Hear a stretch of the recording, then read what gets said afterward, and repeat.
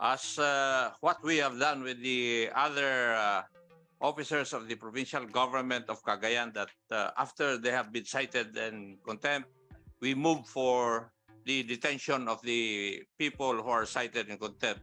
Therefore, Mr. Chair, may I respectfully move that Governor Mamba be detained pursuant to our rules and be meted out the penalty that is supposed to be meted out pursuant to our rules. So move, Mr. Chair.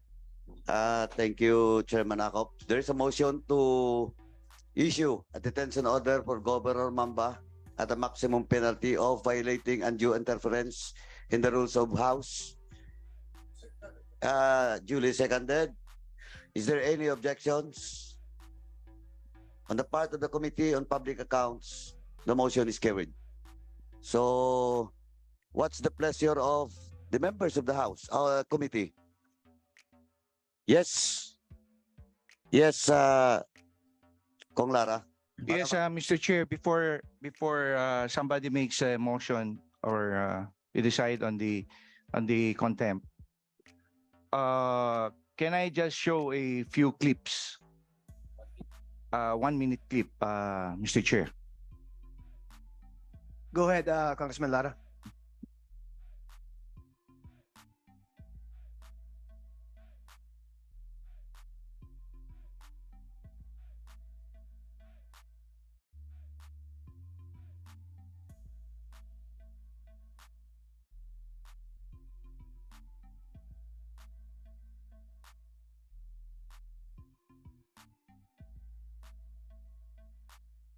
Sa floor ni Charo, ang batil sa floor. Ayun, pinakulong nila. Dahil hindi raw nagbigay ng travel order. My God, ang travel order, lecture at kayo ng mga congressman, ang travel order comes from the government. Hindi si Charo ang may order ng provincial administrator. I never designated her to sign for me sa mga travel orders. It is always me signing travel orders. Never na nagsasay si Charo Mamba with the travel order. Kulong niyo po, ako po ay kulong. Huwag ito mga tao. They are sacrificing so much.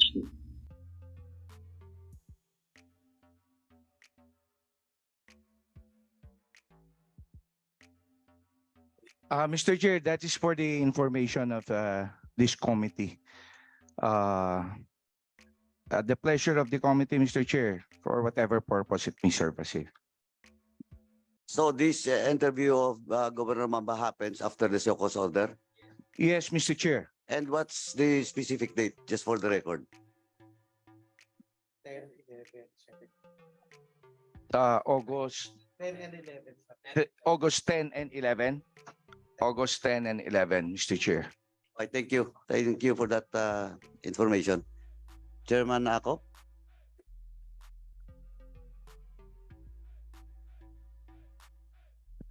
Mr. Chair, let us first read yung provision ng rules.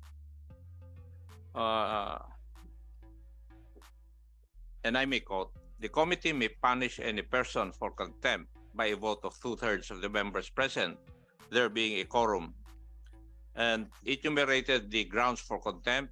Letter A, refusal without legal excuse to obey summons, refusal to be sworn or placed under affirmation, refusal to answer any relevant inquiry, refusal to produce any books, papers, or documents or records that are relevant to the inquiry and are in the possession of the concerned person, acting in a disrespectful manner towards any member of the committee or any misbehavior in the presence of the committee, and undue interference in the conduct of proceedings.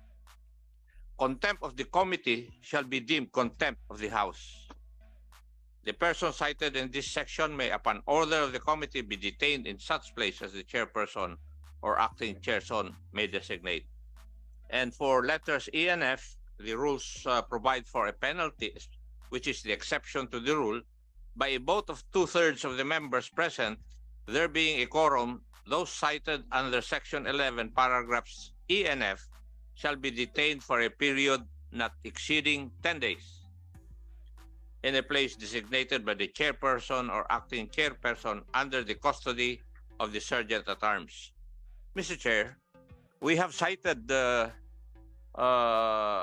officers of the province of Cagayan already.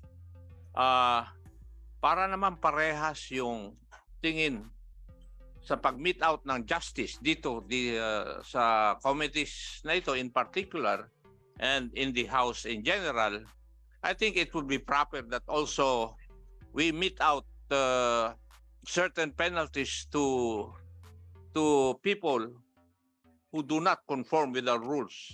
And since the governor of the province of Cagayan was not able to obey the processes of these two committees in the spirit of the equitable provisions of the law, I move that we cite the governor of Cagayan for contempt, Mr. Chair. So move. There is a motion to cite in contempt Governor Mamba for undue interference. Duly seconded. Mr. Chair, Yes, before we rule on that motion, yes, Congressman Palma, please proceed. before you rule on the motion, pasensya na po, galing din ako sa local government unit. Siyempre nagsisimpatiya rin tayo. Can I ask a favor? For the last time, we'll ask again for him to appear. If he will not appear on the next hearing, then said motion, I will be the co-sponsor of that motion. We will give him the last chance, if that would be possible, Mr. Chair, to have fairness and for him to appear before this committee. There's not a motion, but a manifestation coming from the good Deputy Majority Leader Palma that we will give another chance for Governor Mamba. And but of course, just again, for the record and information of everyone, nagsimula yung hearing May 31 pa. Pina-excuse na lang siya doon sa second hearing dahil hindi naman sumasagot. Dahil in-invoke yung sub judice, in which napakalinaw na walang sub judice rule in a committee hearing with regards to inquiry in aid of legislation. That is a clear constitutional provision in our constitution. So anyway, Mr. Chair. and they keep on defying orders from this committee. Yes, Congressman Alyong. Thank you, Mr. Chair. So as not the public will misconstrue what we're doing here, baka sabihin nila ay nagpa-power trip tayo dito. In fact, Mr. Chair, in sobrang lenient ang pag-extend ng committee ito. We've been lenient, the chairpersons, we've been lenient for the past several months. In fact, we've given all those who are requested to appear before this committee in order that we can resolve the case. Hindi ho sila. They consistently, deliberately ignore the requests, the invitations, and the summons.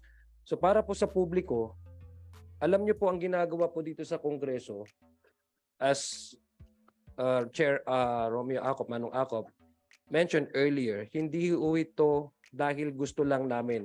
Alam niyo po, Mr. Sending, kung anong nagbibigay sa amin dito ng kapangyarihan?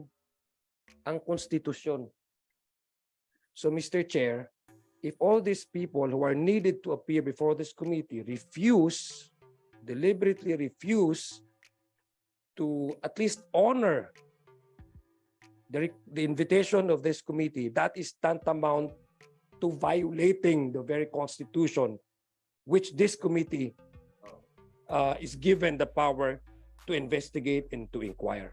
So, kung yung fairness lang po pag-uusapan, Mr. Chair, sobrang fair po ng committee ito and sobrang lenient po ang committee ito. I just want that put into record so that we will not be misconstrued by the public. Thank you, Kong Agdon. Vice Chair. Also, Mr. Chair, Co-Chair. before we recognize anybody else, we understand the sentiments of Representative Palma.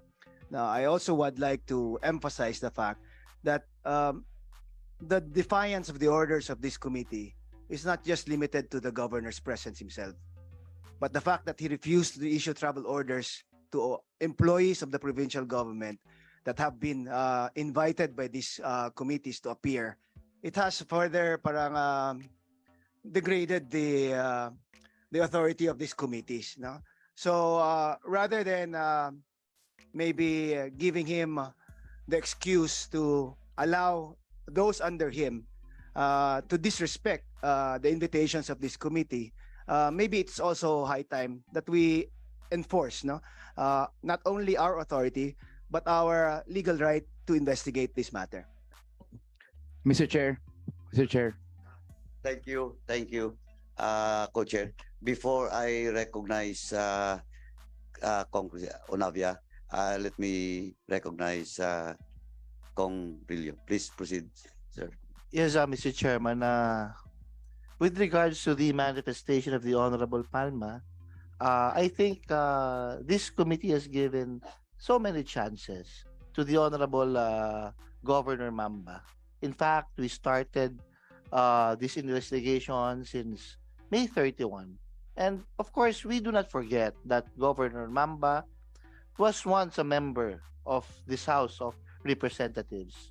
And he very well knows the consequences of not following the orders of this House and especially this committee.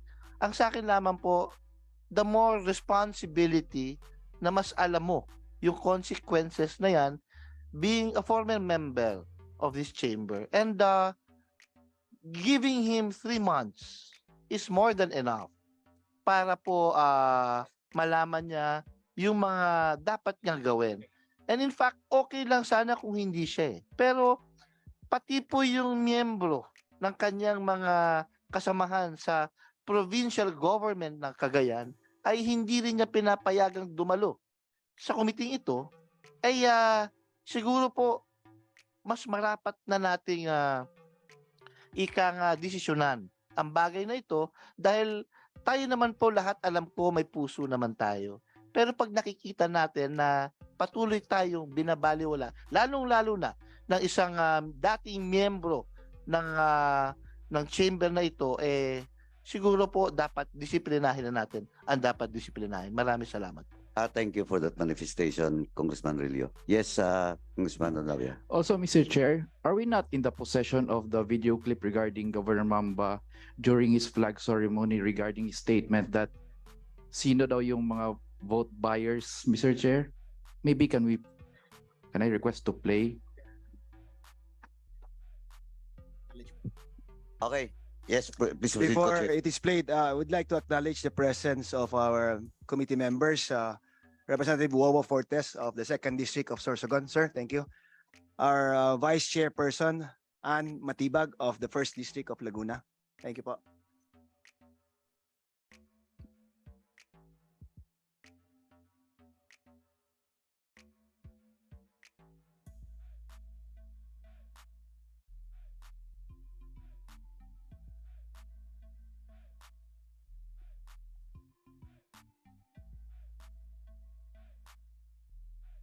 Mr. Chair. So, do you have the video clips with regards to the request of Congressman Onavia? Habang inanap pa, yes, the Honorable Palma, please proceed. Yeah, there's a pending motion and it was seconded.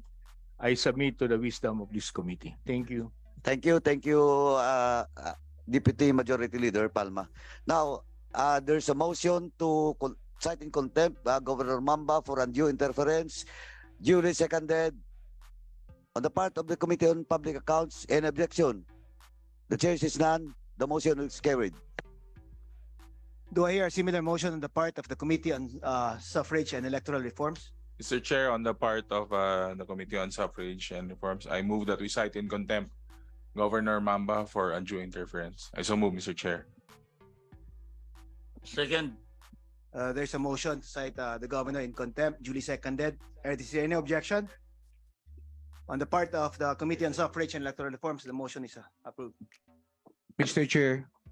Chair, before Yes. somebody moves for the motion for detention of Mr. Mamba, can I just manifest, Mr. Chair, if I may? Gaano katagal yan? 1 minute lang. May apro, ano, Yeah. sige, please proceed. In order to dismiss the allegations, Mr. Chair, although we know it's clearly unfounded kasi kinakalat ni Mamba, no, ni Governor Mamba na I'm just using this committee of this house, no, for my political gain, no, that I filed this house resolution in joint committee just to pursue my political agenda against Mamba. And in order to shield this committee, Mr. Chair, and the House of Representatives as a whole on such a baseless allegation, I respectfully register for the record my abstention from the voting in this instant motion, Mr. Chair. Thank you. Duly noted. COMSEC is directed to take note of the vote of Congressman Lara with regards to the contempt order for Governor Mamba. Chairman Akop, please proceed.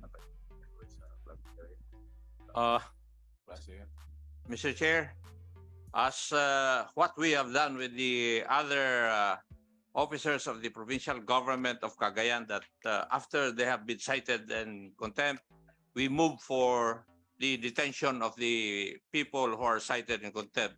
Therefore, Mr. Chair, may I respectfully move that Governor Mamba be detained pursuant to our rules and be meted out the penalty that is supposed to be meted out pursuant to our rules. So move, Mr. Chair. Thank you, Chairman Akop. There is a motion to issue a detention order for Governor Mamba at a maximum penalty of violating undue interference in the rules of House. Duly seconded. Is there any objections? On the part of the Committee on Public Accounts, the motion is carried.